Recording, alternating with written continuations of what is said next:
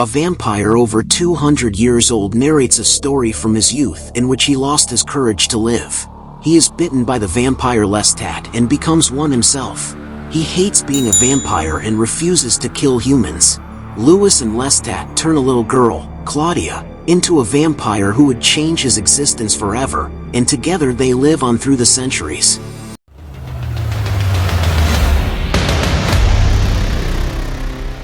In modern-day San Francisco, reporter Daniel Malloy interviews Louis, who makes an extraordinary claim of being a vampire.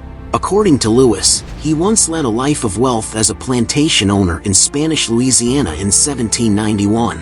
However, his happiness was shattered when his wife and unborn child passed away. Consumed by grief, Louis aimlessly wanders the New Orleans waterfront one fateful night and is attacked by Lestat, a vampire. Lestat, sensing Louis's dissatisfaction with life, offers him the chance to become a vampire as well. Although initially accepting the offer, Louis soon regrets his decision.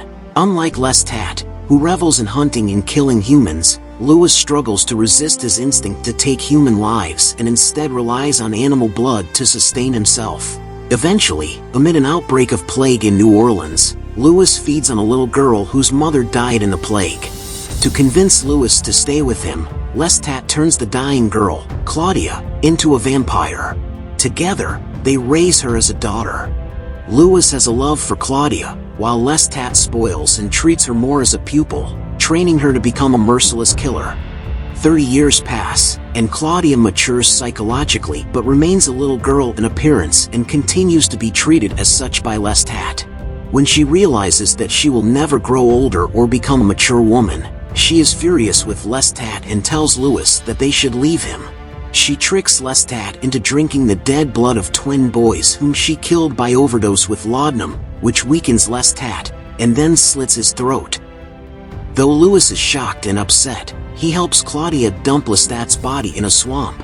They spend weeks planning a voyage to Europe to search for other vampires, but Lestat returns on the night of their departure, having survived on the blood of swamp creatures. Lestat attacks them, but Louis sets him on fire, allowing them to escape to their ship and depart. After traveling around Europe and the Mediterranean but finding no other vampires, Louis and Claudia settle in Paris in September 1870.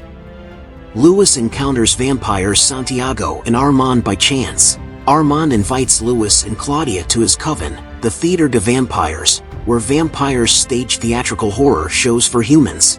On their way out of the theater, Santiago reads Louis's mind and suspects that Louis and Claudia murdered Lestat. Armand warns Louis to send Claudia away for her own safety, and Louis stays with Armand to learn about the meaning of being a vampire. Claudia demands that Louis turn a human woman, Madeline, into a vampire to be her new protector and companion, and he reluctantly complies. Louis, what's happening to her? She's dying. Shortly thereafter, the Parisian vampires abduct the three of them and punish them for Lestat's murder, imprisoning Louis in a coffin and trapping Claudia and Madeline in a chamber where sunlight burns them to ash. Armand does nothing to prevent this, but the next day he frees Louis.